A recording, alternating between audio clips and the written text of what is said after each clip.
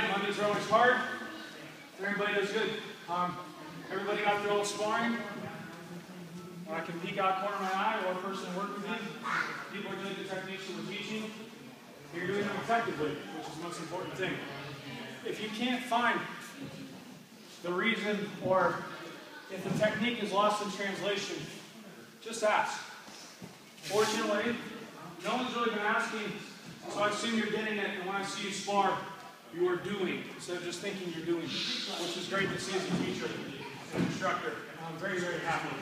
We have some promotions tonight for people that are working hard. They've been a long time coming, sorry. But you guys are earning them more and more every day. First promotion is, this is going to have an asterisk by it. It's on the condition that he freaking wears his rank shirt to class one time.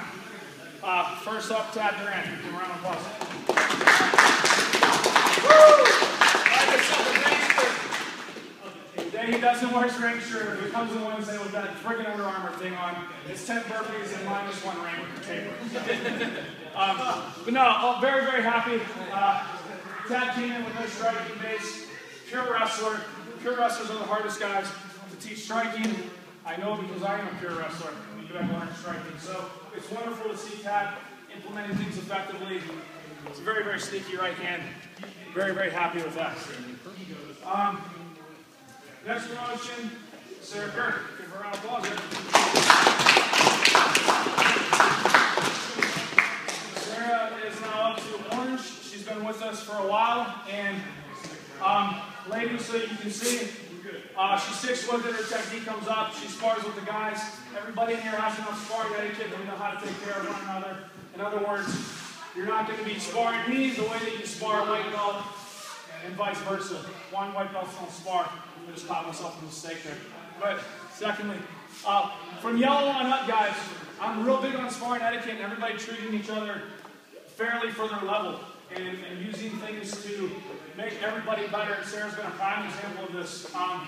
She started mixing up, loosen up on her punches, and she got over the giggle fit of most girls have when they punch a guy in the face for the first time. There's this giggle thing that happens. She's over the giggles, and I'm very happy to see her moving up. Next up, Sam Trim, Bowling Green.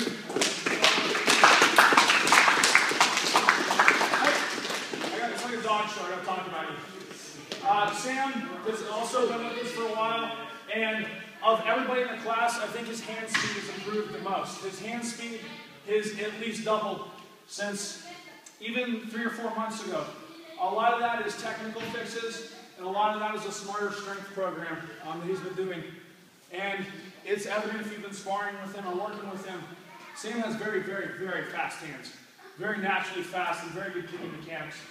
And as an instructor, you like to see somebody that has a technical aptitude like that, where they can immediately take what I want and apply it with speed. Speed. Very happy with that. So one more time, Sam, guys, round of applause.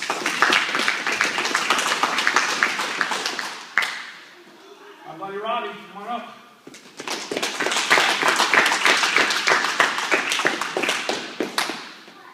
Stay here. You're talking. Robbie's been with us again about the same time all the younger guys were coming in when I was out for a while and came back and we had this whole crop of new martial arts. And Robbie's a gamer. Stays in the pocket. Stays in the pocket more than just about anybody in here, which I like to see that too because that's toughness and you can't teach people how to be tough. They either come in tough or they're not. And if I tell the class when we're sparring or drilling, let's not work on evasive maneuvers, let's work on sitting on those punches and using the ground for our defense. Robbie obliges and stays in the pocket. Technique is coming along very nice. And he's always polite and always has his rank shirt on. Check it out. I'll buy it, man. One more time, guys, so I'll walk in. Alex, come on up, buddy. All right. Alex is coming up to orange.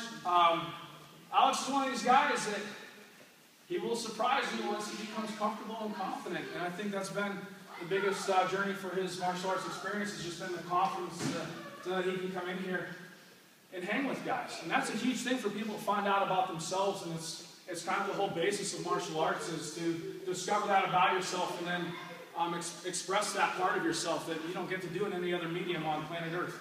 And it's wonderful to see Alex stick with it and come in, and he doesn't block if he's got a smart Trippy or George or myself. He just goes and does.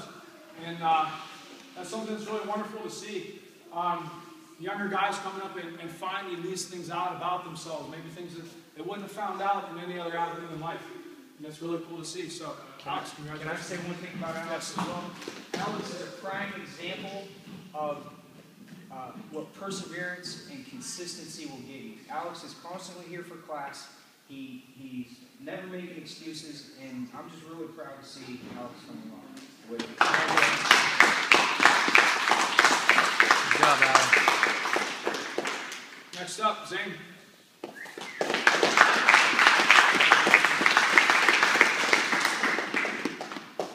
Guys, Zane, as you know, we're Bear sons, so that automatically makes him not only Alaskan, but also very, very tough.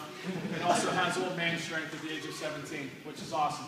Now, Zane, I've known Zane since you were, what, 11? When I started with James and Bear? 10 or 11. Goofy, 10 or 11, really still goofy guy, but now he's like taller than me. And just a tough kid, pleasure in class, hard to outwork him. We went to Pittsburgh this past Friday night to spar. Threw Zane in with a couple of guys that were experienced. First round, Zane broke the state's arm.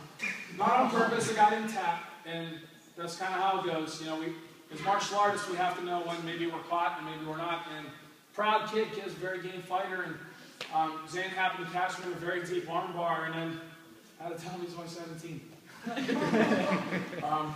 That's just toughness. I wish I say it all the time. I don't joke about this or exaggerate. I wish I was half as tough as Zane is now when I was 16, 17, maybe 18 years old. I was not an inkling of tough that Zane has. And it's nice to see a kid, literally a kid, come in and say, where are we going?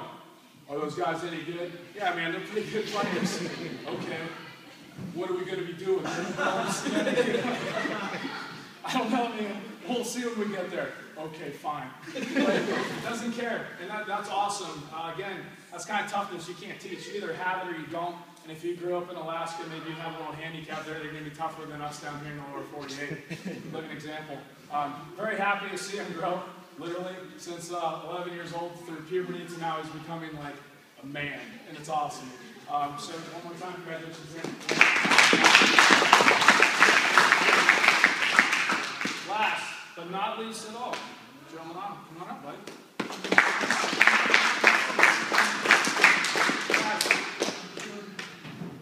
Been teaching Joe since he's a white belt. Joe asks questions all the time. More so than probably anybody in the room, because I think he has a real thirst to understand and know what we're doing and why we're doing it. And like I said earlier, if something gets lost in translation, he wants to know why it's not getting through. Ask the question, we address the issue, and we fix it. Joe's a very, very tough kid. I'd rather see tough kids than talented kids. Say that again, I'd rather see tough kids than talented kids. I'm not saying that anybody I've applied the moniker tough to isn't also talented. I'm just saying what I'm noticing before your talent is if you're tough or not. You turn away when you get punched in the face, you're probably not going to be a fighter, but you can be a great martial artist. And when I see guys that can stand in a pocket and do sparring drills and maintain their composure and maintain their toughness, even if they eat stiff jabs, that's the number one way to find out how interested someone is in being a part of a more competitive atmosphere. And Joe has that. He does it every class. Works hard, spars anybody, does all the drills, doesn't complain, doesn't, oh, why we got to do this? You know, those things that as teachers you hate to see. Nobody in our class does that. And that means we have a really wonderful group. And Joe's a great example of that. Like Alex, just coming in and working super hard and being here every single class, working, and that stuff pays off, guys. So one more time, Joe.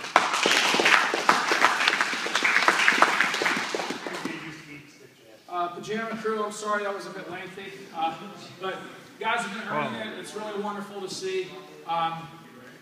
We like to see guys working hard in jiu-jitsu class and in striking class and grow as martial artists in both disciplines.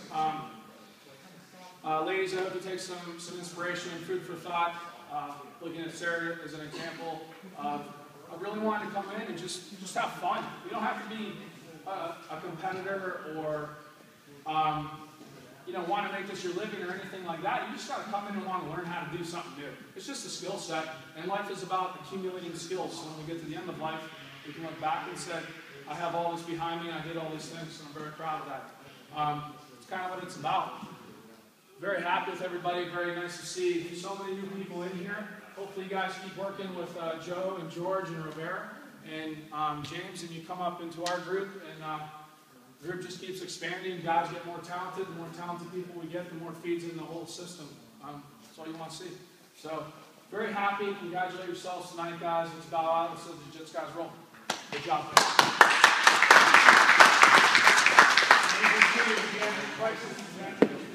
Maybe